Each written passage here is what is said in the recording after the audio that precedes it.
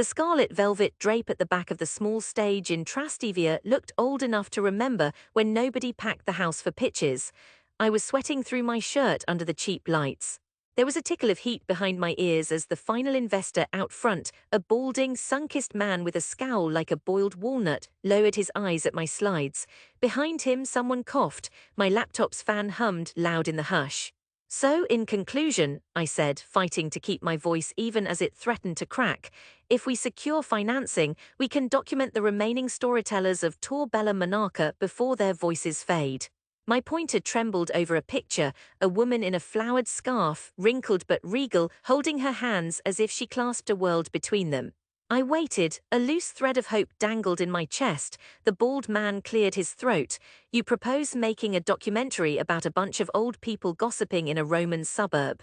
I nodded, throat dry as stale bread. They're oral historians, modern griots. Their memories hold hundreds of years of working-class Roman stories, some of them. He waved me off, glancing at his phone. Someone at the back stifled a laugh. Thank you, it's an eccentric vision. We'll pass. The way he said eccentric felt cruel. The next few moments folded into each other. I stacked my things while the next hopeful hustler all but tripped on stage and launched into some AI thing about influencer cats. My heart pounded, my hands shook. The velvet curtain, limp and faded, was waiting to swallow me back into anonymity. In the lobby outside, I caught my reflection in a gold-rimmed mirror, freckled face, hair wild. Dark circles beneath my eyes, evidence of months chasing footage, wrangling equipment from pawnshops, listening to old ladies in tenement kitchens until dawn. I blinked and pressed my lips tight, steadying myself with a palm against the cold marble wall. When I stepped past the heavy doors into damp, mid-morning sunlight, I felt the weight of failure settle across my back, a familiar, almost beloved ache. I was used to it. Every story I wanted to tell seemed to others like something to be mocked or ignored. Two college-age guys on the steps glanced at me disdainfully. I knew one of them from home, that small neighborhood where everyone knew and remembered and never let you forget. Ricardo, he grinned. Chiara, hey, how's the movie going? Won your Oscar yet? He always said movie with those air quotes like it was a child's cardboard box. I grinned back the way the losing boxer does, lips thin, smile forced. Not yet, I said, trying to make it lighter, but I'm working on it. He nudged his friend, who chuckled. You'll make Roman Gossip, the documentary, a big hit, eh? Netflix will be calling any minute now. They walked past, laughter trailing behind them. I wondered, as I have wondered a million times, why mockery claws so much deeper when it comes from the places you were raised. I went home that night to Nonna's small flat. My mother was waiting in the kitchen, her head bent over paperwork. The peeling lemon wallpaper looked the same as when I was a child. My mother glanced up, searching my face for any sign of victory. She never said much about my film thing, but disapproval wafted from her in waves, scented with worry and something harder. Pride maybe, but the kind knotted up with skepticism. Any luck, she said, voice careful. I boiled the question down to its reality, shaking my head. No. She huffed softly. Perhaps you should, maybe just for a little while, consider coming to work at the bank with your uncle, or try the exams for the commune at least. I pursed my lips, swallowing the urge to lash out. There was tenderness behind her criticism, but also steel. She worked 3 jobs so I could dream, but dreams to her had to eventually lead somewhere recognizable, somewhere safe. I'm going to try again, Mama, I said quietly. I have a meeting tomorrow, something different. I promise I know what I'm doing. She looked at me for a long time. You promise? I promise. But I did not feel promise inside me that night. I felt shame, hot, raw, and familiar. I remembered the years of school where my stories were nice little distractions. I was the one who wasted her time scribbling lines, not prepping for law, medicine, engineering. At the family table, over Sunday lunch, uncles and aunts would eye each other with a confirmatory nod. She could have been a teacher, at least. For months after that pitch, my world shrank. I shot footage anyway with borrowed cameras on credit I didn't have. I dragged gear up crumbling staircases, into kitchens pungent with garlic and mouldering bread, into living rooms stacked with memories. Each day the city seemed to whisper that I'd gone mad. Who cares about dying dialects? Who needs more stories about nobodies? But while family and neighbors mocked, the storytellers themselves welcomed me, a different warmth altogether. I'd sit with Signora Fiorelli as she rolled gnocchi, her fingers deft and quick for a woman near 90. She told stories of post-war Rome, of hunger and smuggled sugar, of dancing in the bombed-out theaters beneath the stars. I filmed Luigi on his front stoop, a faded tattoo on his arm, telling stories about the 77 riots, about jukebox songs and lovers lost. Their voices trembled sometimes, but they never questioned why I bothered. They knew, as only those who have lost everything know, that small stories matter. Money got tighter. I took odd jobs, waitressing, cleaning, even translating tourist brochures for a shifty company near Piazza Navona. My mother wrung her hands, quietly urging the exams, the bank, anything but what I chased. Family dinners became tense. My cousin's wedding in Ostia was a parade of well-meant asides. At least she isn't on the streets. Yet, Ricardo winked twice across the table. I tried to ignore them, but the doubts nested deep, burrowing in private places.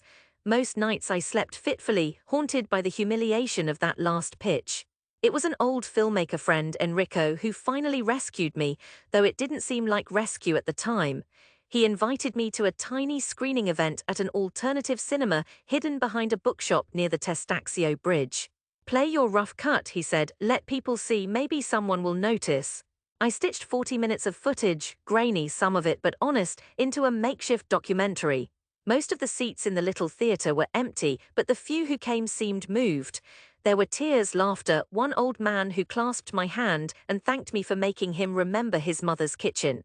And then 2 days later I got an email from a mid-level programming director at RAI. She'd seen a clip posted on the event's website.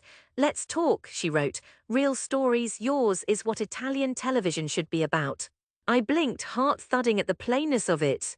It happened the way real things sometimes do, suddenly and inopportunely. The deal was small but enough, a short run, a late-night slot for the documentary series called Voci Nascenti. They offered equipment, crew, editing support.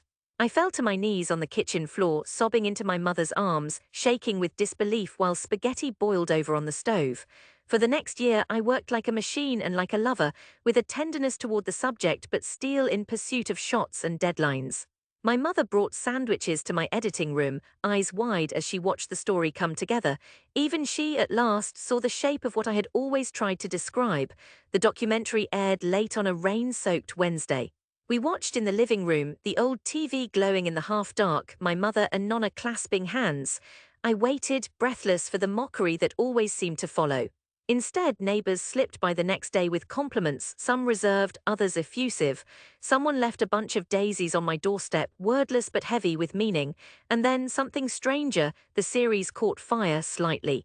Blogs picked it up, schools requested screenings, people from all over Rome messaged me, some asked me to hear their grandmothers, their fathers, their own silent stories.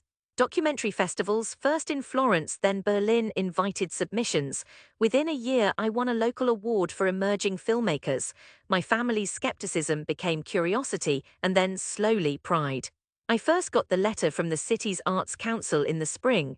They wanted to screen the film in the Piazza di Tor Bella Monaca, under the open sky, at the very heart of all the stories I'd tried to save. They asked if I would come, say a few words, meet the community. The day I returned was clear and bright, April slicing open the slate-grey veil of Roman winter. The buildings at the edge of the piazza had not changed. Battered, bright with graffiti, but alive. Children darted among plastic chairs where the night before, volunteers had arranged a makeshift cinema under strings of cheap lanterns. I arrived with trembling hands, clutching an old leather folder pressed with notes. The community organizer met me young and nervous, cheeks red. "It's an honor," he said, too formal. "You are almost famous now," he grinned, an awkwardness I knew well. People filtered in, filling the square, families, old men leaning on canes, teenagers with cigarettes pinched between two fingers. A food cart steamed at the edge of the crowd, the smell of fried supply curled in the damp air. I stood by the edge of the crowd, nerves scraping inside my skin, scanning faces. And then there he was, Ricardo. Still large, swaggering but older somehow, bags beneath his eyes, his blue shirt wrinkled in the evening light. He was with his sister who was bent over a phone. I wondered if they would see me. Part of me wished to dart away, another part needed him to see. When the first image flickered on the makeshift screen, Signora Fiorelli's hands shaping dough, her voice trembling with laughter, there was a hush. I watched through sudden tears as the crowd stilled. People laughed at Luigi's wild stories, wiped their eyes at the silent grief of loss. For the first time, the stories I had chased and feared were met with gentle, open hearts. Near the end, during a quiet moment, a shot of old photographs fluttering in sunlight while the voiceover spoke of memory and the city's losses, I glanced at Ricardo. He was watching, utterly still, his arms crossed. There was something softer on his face, a confusion or perhaps understanding. The film ended in applause, actual, honest clapping in the night. The crowd broke into softer gatherings. An old woman came to hug me. A teenage girl asked if I'd film her grandfather's story next. Then Ricardo strode up. He stood too close just like before, but there was no laughter now. He hesitated, swallowing. I didn't know it'd be like that. I waited, watching him, the years of mockery all bundled up, ready to be released or repeated. He ran a hand through his hair, frowning. I thought you were, playing around like always. But this, it was beautiful. I get it now. He looked down, scuffing his shoe. Sorry for being a dick all those times. I smiled, for real then, not the losing boxer but the quiet champion. Thank you, I said, and felt the old ache lessen, as if some wound had been seen and allowed to scar instead of bleed. My mother was there too. She pressed my hand, eyes shining with pride she never voiced aloud. She never apologized for those years of doubt, but she didn't need to. The way her hand lingered in mine said enough. Later, as chairs were folded and lights began flickering out, I lingered in the piazza's edge. It felt new, somehow gentler, this neighborhood where skepticism had shaped me. The crowd was dispersing into the night, yet I felt the shape of something returned, something won not because I had defied the crowd, but because I had, at last, shown them what I saw. That the smallest stories belong to all of us, that tenderness laced with steel can change even the hard bone of tradition. I breathed in the night, Rome's smell of rain and frying oil, and knew I belonged here and now. I had returned not as the child mocked for her impossible dream, but as someone who had lifted her people's voices high enough for the city itself to listen. I saw my own reflection in the crowd's eyes, tired, hopeful, proud. And for the first time, the wound inside me did not ache. I went home with my mother, walking slow beneath orange street lamps. She looped her arm through mine, and as we turned up the hill toward our little flat, I heard her whisper in the softest voice, "Sono fiera di te, Chiara." I am proud of you, Chiara. And at last, I believed her, and I believed it myself.